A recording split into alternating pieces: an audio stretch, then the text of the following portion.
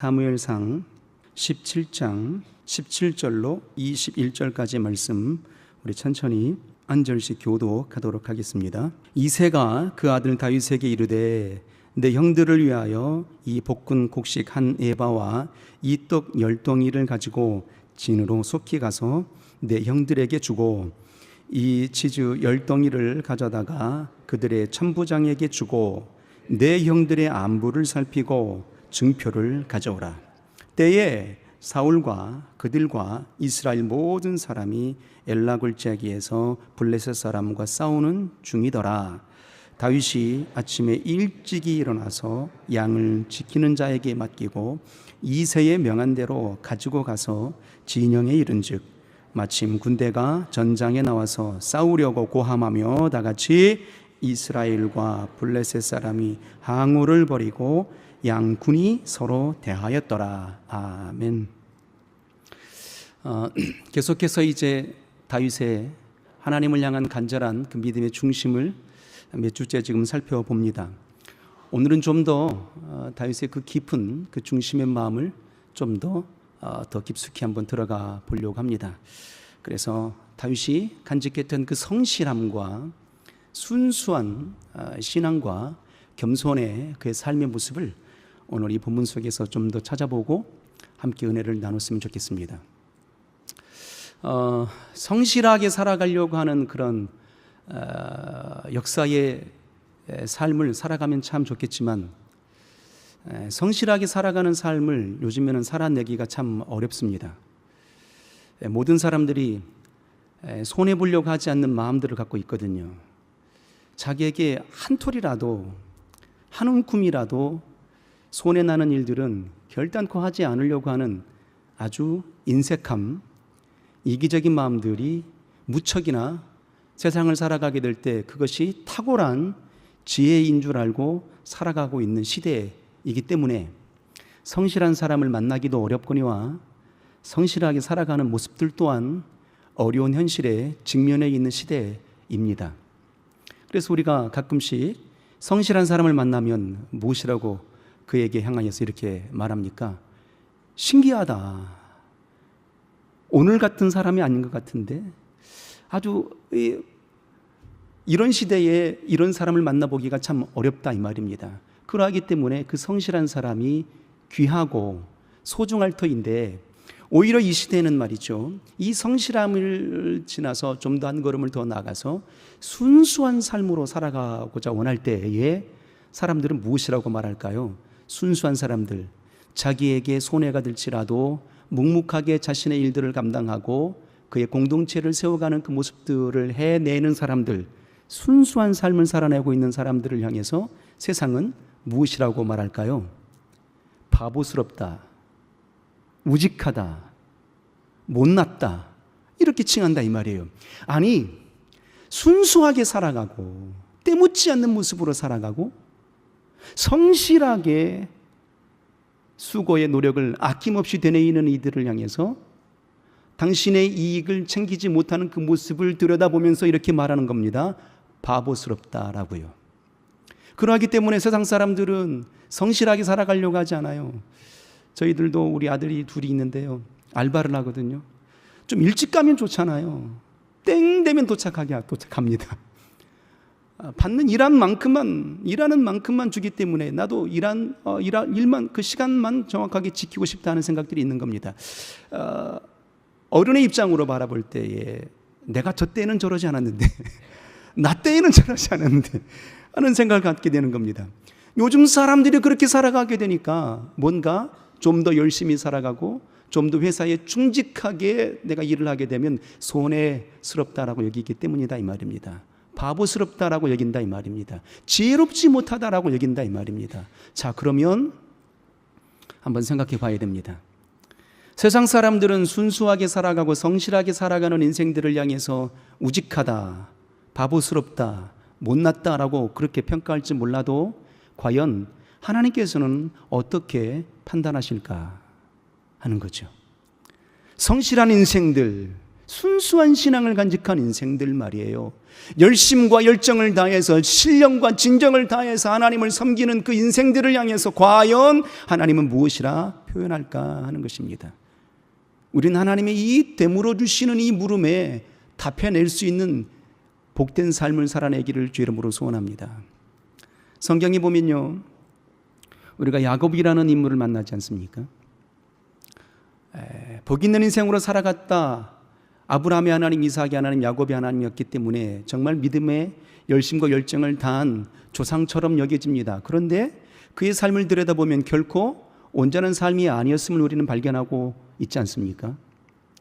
어머니 리브가의 복중에 있을 때부터서 장자의 축복을 받고 싶었던 겁니다. 그래서 에서와 함께 쌍태로 있다가 서로 다퉜죠. 손해보고 싶지 않은 겁니다. 장자에게만 축복이 임하게 되니까 손해보고 싶지 않았던 겁니다. 그래서 복중에서부터 서로 싸웠죠.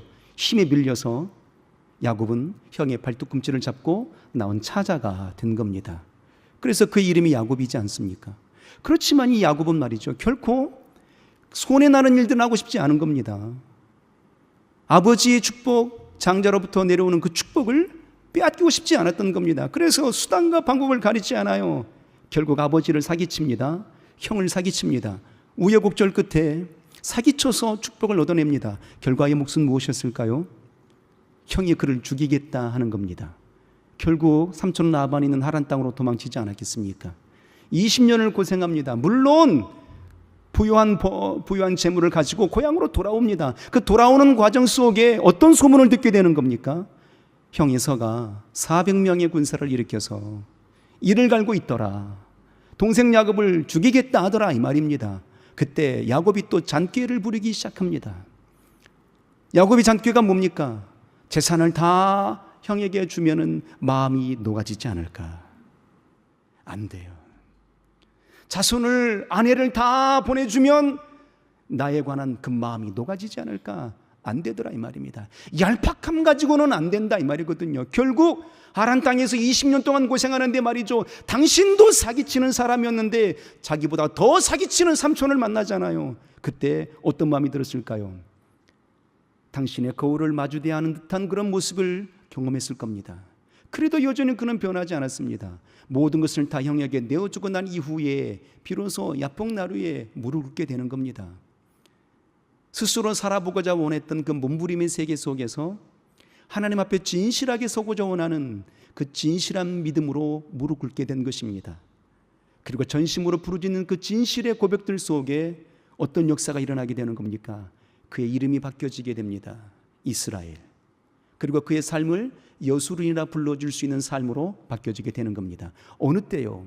하나님이 보실 때에는 말입니다, 당신의 열심, 당신의 욕심 결단코 손해보고자 손해나는 일들은 하지 않겠다라고 몸부림치는 그의 모습들 속에서는 하나님은 야곱을 돌아보지 않았던 겁니다. 모든 것을 잃고 난 이후에 오직 하나님 앞에 진실과 겸손의 믿음으로 무릎 꿇게 된 그때 말입니다, 곧 신실한 신앙, 진실한 신앙, 하나님 아니면 안 돼요 했던 그 간절함의 역사 속에 그의 삶을 되바꿔 줬던 겁니다. 그의 이름을 바꿔줬던 겁니다. 너는 이스라엘이라 하리라 했습니다. 그리고 그의 삶은 말입니다, 하나님과 겨루 이긴 자의 삶의 역사의 분량이 여수룬의 삶으로 나타나게 된 겁니다. 곧 의로운 사람이었다라는 겁니다. 의로운 삶의 분량을 나타내게 된 거예요. 곧 우리 하나님께서 바라보시는 심령이 어떤 심령일까요? 이기적인 사람을 바라보는 게 아니에요. 조금도 손해보려고 하지 않는 얄팍한 심령을 보시는 게 아니라 이 말입니다. 비록 손해날지라도 하나님 앞에 진실하고 세상 앞에 정직하고 순수하고 진실한 신앙의 삶을 살아내는 그 간절한 역사를 하나님이 보시고 붙드신다, 이 말입니다. 우리 그런 삶을 살아내기를 주의 이름으로 소원합니다. 오늘 우리 본문 속에서 다윗을 계속해서 만나고 있지 않습니까?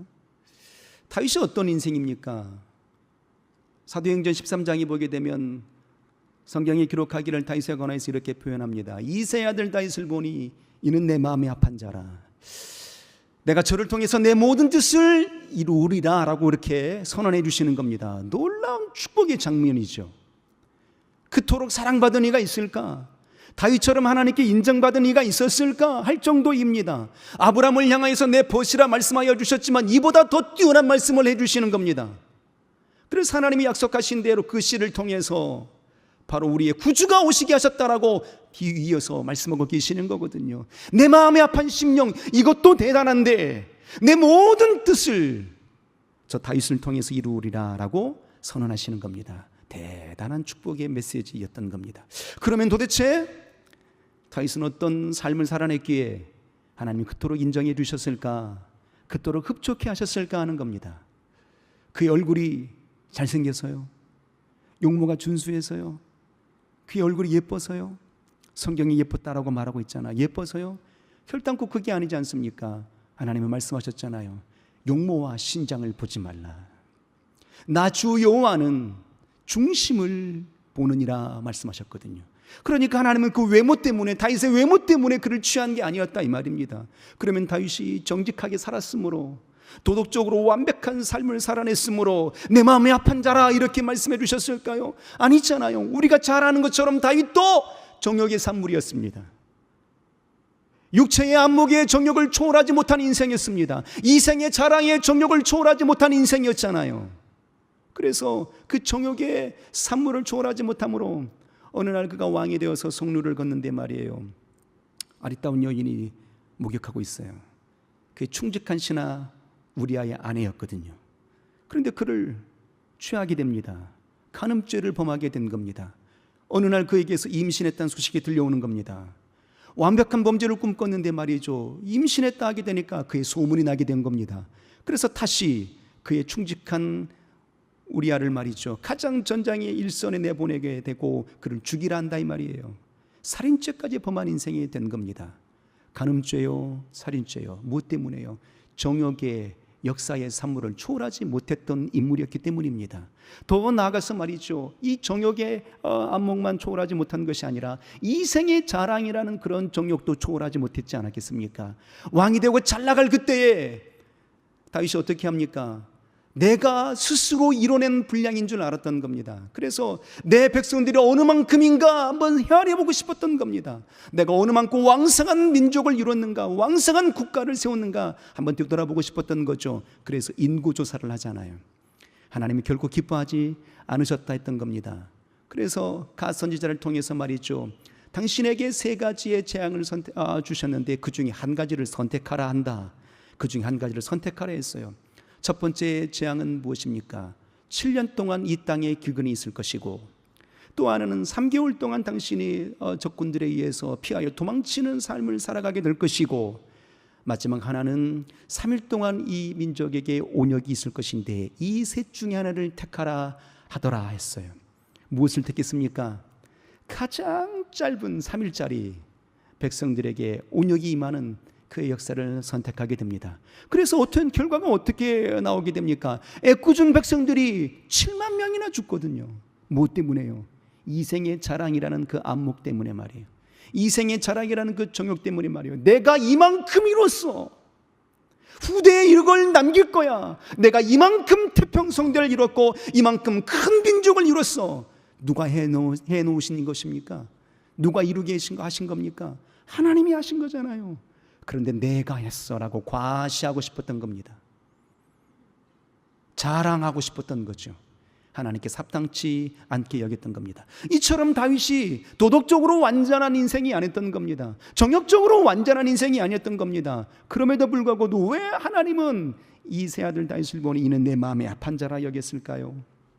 내가 저를 통해서 내 모든 뜻을 이루어 주시겠다라고 약속하셨을까요? 그 중심의 내력을 엿볼 수 있는 힌트가 바로 오늘 본문 속에서부터 이어지게 됩니다. 어떤 삶을 살아냈을까? 과연 우리가 어떻게 살아가면 하나님이 나를 보시고 기뻐하실까? 우리가 어떤 인생의 삶으로, 어떤 믿음으로 주님께 무릎 꿇으면 하나님이 들어주실까 하는 거죠. 그 역사의 내력을 좀 보았으면 좋겠습니다. 다윗은 이새의 8명의 아들 중에 막내 아들 8번째 아들이었습니다. 잘 아시는 바와 같이 부모의 사랑은 어떤 사랑이에요? 내리사랑이잖아요. 그래서 장자도 물론 좋아하지만 내려오는 겁니다. 그래서 가장 사랑받는 이가 누굴까요? 막내 아들이잖아요. 그러면 다윗은 그 이세 아버지 이세에게 사랑받았을까요? 못 받았을까요? 인정받았을까요? 못 받았을까요? 질문의 요지가 아닐 것 같은 생각이 들지 않습니까? 네. 다윗은 8번째 아들 막내 아들이었습니다. 저도 우리 집에서 5남매 중에 막내 아들이거든요. 늦둥이로 태어났어요. 우리 아버지가 우리 시골 고향에서 엄하기로 아주 소문난 으뜸 가는 엄한 신분이었거든요. 근데 제가 늦둥이로 태어났잖아요. 그래서 그런지 몰라도 엄청 무척 사랑을 받고 제가 자랐습니다. 한 번은요, 초등학교 때 기억이 납니다. 도시락 반찬을, 제가 멸치 반찬을 좋아하는데 그날따라 짠지를 사주셨어요. 도시락 반찬. 제가 그 짠지 반찬을 보고 나 멸치 반찬 안 싸주면 학교 안 갈 거예요 라고 큰 소리를 딱 한 번 쳤지 않았겠습니까? 어마무시하게 무서운 우리 아버지 앞에서 우리 형제들이 말입니다, 기죽인 듯이 어떻게 말로 표현할 수 없어요. 우리 부모 가족이 말이죠, 완전히 얼음장이 된 겁니다. 그런데 저는 당당했어요. 나 도시락 반찬 멸치 싸주세요. 나 그럼 안 갈 거예요. 놀라운 사실은요, 그 엄하신 아버지가 당황한 나머지 어떻게 할 줄 몰라 하세요. 아들이 멸치 반찬을 원하는데 반찬 투정한다고 혼내야만이 정상인데 말이죠, 그렇게 벌벌벌 하시더라고요. 그러면서 우리 어머니에게 이렇게 얘기했어요. 멸치 볶아줄 시간 없으니까 간장에 버무려서라도 줘 라고 얘기했어요. 저 그런 사람입니다. 막내 아들 늦둥이. 다윗은 말이에요, 8명의 아들 중에 막내 아들이었다니까요. 아버지에게 사랑받아도 마땅한 인생이다 이 말입니다. 우리가 잘 아는 것처럼 야곱의 11번째 아들 요셉 있지 않습니까? 당신이 사랑하는 라헬을 통해서 낳은 그의 첫 번째 아들 라헬 말입니다. 11번째 아들입니다. 그런데 라헬을 통해서 낳은 그 아들을 얼마나 요셉이 사랑을 받습니까? 채색 옷을 지어 입을 정도로 사랑받았잖아요. 그런데 다윗은 그렇지 않습니다. 다윗은 아버지에게 그의 잠재력을 인정받지 못합니다. 8번째 아들 막내 아들이라면 말이죠, 양치는 일들이 쉬운 일입니까? 광야에 그냥 내동댕이 치는 거잖아요. 들판에 그냥 내동댕이 치는 겁니다. 형들이 많아요. 그런데 아버지 이세의 양들이 그렇게 많지도 않은 양임에도 불구하고 그 양을 누구에게 맡겼습니까? 막내 아들에게 맡겼다니까요. 결코 그를 향해서 그토록 사랑했던 마음은 아니었던 것 같습니다. 더욱이 말이에요, 이제 사무엘 선지자가 기름 부어서 왕을 삼겠노라고 사울을 버리고 하나님이 사울을 버리시고 너의 아들 중에 기름 부어서 왕을 삼겠다 했습니다. 그래서 장자 엘립이 걸어오잖아요. 사무엘 선지자가 볼 때에 키가 크고 용모가 준수한지라 마음에 감동이 된 겁니다. 그래서 그에게 기름을 부으려 했잖아요. 하나님이 거절하셨거든요. 그의 용모와 신장을 보지 말라. 내가 이미 그를 버렸다. 중심을 본다. 그래서 첫째 아들, 둘째 아들, 7째 아들까지 다 지나갔습니다. 그런데 하나님의 신이 감동을 하지 않아요. 그래서 사무엘 선지자가 이새에게 묻습니다. 내 아들들이 다 왔냐? 라고 물어요. 누가 안 왔습니까? 다윗 아직 안 왔잖아요. 그런데 이새가 이렇게 사무엘 선지자 이렇게 고백합니다. 사무엘상 16장 11절에 보면 말입니다, 충격적인 답변을 사무엘에게 합니다. 아들이 하나 더 남았잖아요. 막내 아들이 남아있거든요. 그런데 아버지 이새가 볼 때도 다윗은 막내 아들인지라 양을 치는 자이기 때문에 왕의 제목으로 그의 잠재력을 인정하지 않아요. 그래서 이렇게 고백하게 됩니다. 또 이새에게 이르되 내 아들들이 다 여기 있느냐? 이새가 가로되 아직 말째가 남았는데 그가 양을 지키나이다. 그냥 양 치는 자예요. 하나님의 신이 감동받을 자가 아니에요. 왕의 제목이 아니에요 라고 당신이 아들임에도 불구하고도 그의 잠재력을 인정해 주지 않아요. 그리고 이제 블레셋에 의해서 이제 전쟁이 일어나지 않습니까? 오늘 17장이 장면입니다. 전쟁이 일어나게 되고 이제 블레셋의 장대한 골리앗 장군을 위시하여서 이제 막강한 군사력을 가지고 이제 쳐들어오게 됩니다. 그래서 이제 그의 형들이 첫째 아들, 둘째 아들, 셋째 아들까지 이제 군사의 징집대에 갔지 않았겠습니까? 그래서 어느 날 이새가 그의 아들 다윗을 향해서 도시락 심부름을 시키게 됩니다. 오늘 본문의 장면이에요. 도시락 좀 싸다 줘라, 갖다 줘라 합니다. 그러면 말이죠, 만약에 아버지가 그의 아들을 신뢰하고 온전하게 인정받는 아들이었다면 말입니다, 가서 증표를 가지고 와라 했을까요? 안 했을까요?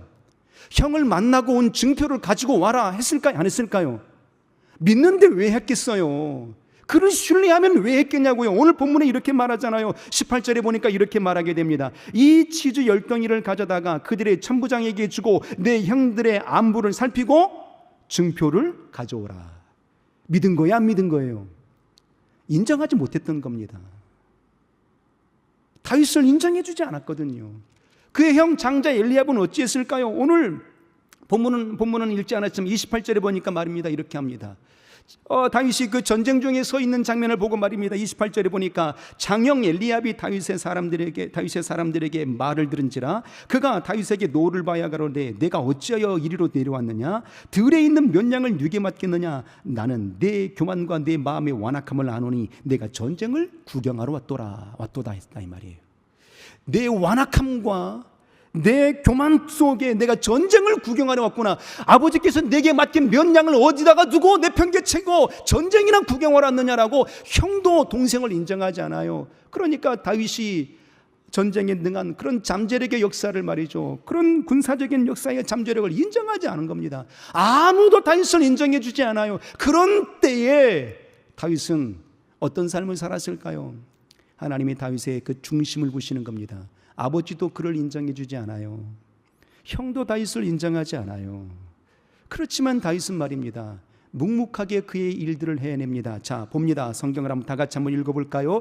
아버지가 다윗을 향하여 심부름을 시킵니다. 인정받지 못했지만 다윗을 향해서 심부름을 시킵니다. 그때 심부름 시켰을 때 다윗의 장면입니다. 20절 한번 다 같이 한번 읽어볼까요? 자막 좀 볼까요? 네, 20절 한번 읽겠습니다. 시작. 다윗이 아침에 일찍 일어나서 양을 지키는 자에게 맡기고 이새에 명한 대로 가지고 가서 아멘. 다윗이 어떻게 해요? 아침에 일찍 일어나서 간다 이 말입니다. 이 일찍이라는 이 단어의 표현이 새벽에라는 뜻이거든요. 한번 생각해 보세요. 다윗도 알 거 아니에요. 아버지의 생각 속에 나는 없다. 다윗도 알 거 아닙니까? 아버지의 생각 속에, 형들의 생각 속에 나는 없어. 나는 그냥 양이나 치는 자야 라는 그런 삶을 본인도 느끼지 않았겠습니까? 그런데 어느 날 와서 말이에요, 형들도 있는데, 전쟁에 나가지 않는 형들도 있는데 굳이 들판에서 양치고 있는 다윗에게 심부름을 시키는 겁니다. 도시락 좀 싸다가 형에게 갖다 주라. 그런데 가다가 중간에 그만두고 안 가고 갔다 왔다가 대답만 할까 봐서 증표를 가지고 오라고 말할 정도였다 이 말입니다. 그때 다윗이 아버지 왜 나를 시키나요? 다른 형들도 있잖아요. 왜 나만 가야 되는데요? 라고 말하지 않아요. 어찌합니까? 다윗의 마음이 어떤 마음입니까? 아침에 일찍 일어나서 이 마음의 중심이 바로 성실한 삶이었던 겁니다. 하나님이 다윗을 향하여 보시는 마음이 어떤 삶이었느냐? 다윗은 성실했던 겁니다. 비록 내 마음에 합당하지 않는다 할지라도, 내게 손해가 나는 일이라 할지라도, 아버지가 나를 인정해 주지 아니하고 형들이 나를 인정해 주지 않는다 할지라도 내게 맡겨준 일들이라면 온전히 감당할 수 있는 그런 삶을 살아냈던 겁니다. 그의 삶이 몸에 밴 자였던 거예요. 성실한 삶이 몸에 배었다 이 말입니다. 하나님은 그의 삶을 보았던 거죠. 더욱더 성경을 한번 여러 번 열어서 봤으면 좋겠습니다. 사무엘상 17장 34절과 35절 자막이 안 나오니까 성경을 한번 열어서 보십시오. 얼마나 다윗이 성실한 삶을 살아냈는지 본보기처럼 보여주는 장면이 나오게 됩니다. 하나님의 군대들이, 하나님의 백성들이 모욕을 당하고 있습니다. 골리앗 장군 앞에 말이죠, 벌벌 떨고 있어요. 그래서 아무도 싸우려고 하지 않았지요. 그때 다윗이 사울왕에게 갑니다. 내가 싸울게요. 소년 다윗이잖아요. 한 번도 군사훈련을 받아본 적이 없던 자였습니다. 그런데 그 소년 다윗이 사울왕 앞에 가서 내가 싸울게요 하는 겁니다. 사울왕이 다윗을 한번 훑어봤죠. 넌 안 돼. 넌 어리잖아. 넌 소년이잖아. 아니요, 내가 할게요 한다 이 말이에요. 갑옷도 주고 투구도 씌워줍니다. 칼도 줍니다. 칼이 너무 커요. 갑옷이 질질 끌려요. 투구가 쑥 들어가요. 안 되겠습니다. 그래서 다윗이 사울왕을 설득하는 장면이 34절과 35절인데 그의 삶의 배경을 들여다볼 수 있는, 성실한 삶의 배경을 들여다볼 수 있는 장면이 나오는 겁니다. 자, 34절과 35절 유명한 장면입니다. 한번 다 같이 한번 읽어볼까요? 시작. 다윗이 사울에게 고하되 주의 종이 아비의 양을 지킬 때에 사자나 곰이 와서 양떼에서 새끼를 움키면 내가 따라가서 그것을 치고 그 입에서 새끼를 건져내었고 그것이 일어나 나를 해하고자 하면 내가 그 수염을 잡고 그것을 쳐 죽였었나이다 입니다. 뭡니까? 몇 양이 안 되는 아버지 양을 지키고 그의 아버지 양들을 돌보는 목동이었던 겁니다. 그런데 그의 목동 가운데 말이죠, 양들을 향하여서 해치는 이리떼나 곰들이나 사자들이 와서 해친다 이 말입니다. 그러면 사자와 곰과 싸울 수 있겠습니까? 그냥 뭐 잃어버려도 괜찮지, 내 목숨이 아까우니까 이렇게 생각하면 정상이잖아요. 그런데 당신에게 맡겨준 그의 모든 양들을 단 한 마리도 잃어버리고 싶지 않았던 겁니다. 그래서 양들을 위해서 목숨을 내어 던지는 겁니다. 얼마나 성실합니까? 얼마나 진실합니까? 이 믿음의 역사를 하나님이 보셨던 거죠. 이 장면 속에 무엇이 떠오릅니까? 예수 그리스도의 역사하심의 장면이 떠오르지 않습니까? 요한복음 10장 10절 이하에 나는 양의 문이라. 양은 목자를 알고 목자는 양을 아나니 그러나 삭구는 제 양이 아닌 고로 이리때들이 오게 되면 도망치느니라. 그러나 나는 양들을 위하여서 내 목숨을 버리노라 했던 겁니다.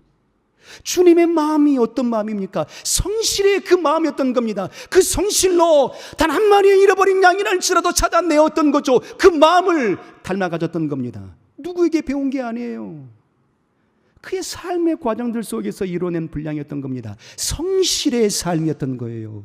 하나님은 그 장면을 보셨던 거죠. 우리 이런 성실의 삶을 살아가길 원합니다. 하나님 어떤 하나님이실까요? 보십시오. 하루 24시간이 정확합니다. 1년 365일이 정확합니다. 봄이 오고 여름이 지나고 나면 가을이 오고 가을이 지나면 겨울이 옵니다. 물론 기후의 변화가 일어나기 때문에 약간의 변화는 있긴 하지만 말입니다. 하루 24시간이 정확해요. 60초 1분이 정확합니다. 365일이 정확하다 이 말입니다. 왜 정확할까요? 하나님이 정확무하신 신령하신 하나님, 성실하신 하나님이시기 때문에 그 모든 세계의 시간들이 정확무하게 움직이고 있는 겁니다. 하나님이 성실하신 분이시기 때문이에요. 그러니까 하나님은 어떤 인생을 찾으시겠습니까? 성실한 삶을 살아내는 인생들을 찾아내시는 거예요. 할렐루야! 어떤 신앙을 찾아야 되겠습니까? 어떤 삶을 살아야 되겠습니까? 지치고 고난치라도 성실한 믿음의 중심을 찾아낼 수 있는 그런 귀한 믿음의 삶이 되기를 주 이름으로 소원합니다. 어제 말이에요, 아는 집사님의 딸이 이제 결혼해서 결혼식장을 갔거든요. 저도 이제 시집갈 나이가 된 딸이 있지 않습니까? 그래서 결혼식장에 갈 때마다 뭉클뭉클 하거든요. 그런데 신비로운 것은 아들이 결혼할 때 가면 마음이 그래도 괜찮은데 딸이 결혼할 때 가게 되면 이게 뭉클해요. 특별히 아빠의 손을 잡고 쫙 들어가는 장면 보게 되면 울컥하거든요. 왜 그럴까 생각해 보니까 내 딸이 이제 결혼할 때가 됐잖아요. 그래서 그런 것 같아요. 그래서 제가 남자친구를 사귀기 전에도 가끔씩 제가 딸에게 이렇게 얘기했거든요. 내가 남자친구를 사귈 때 남편감을 원할 때 성실한 사람을 찾으라, 이렇게 가르쳤거든요.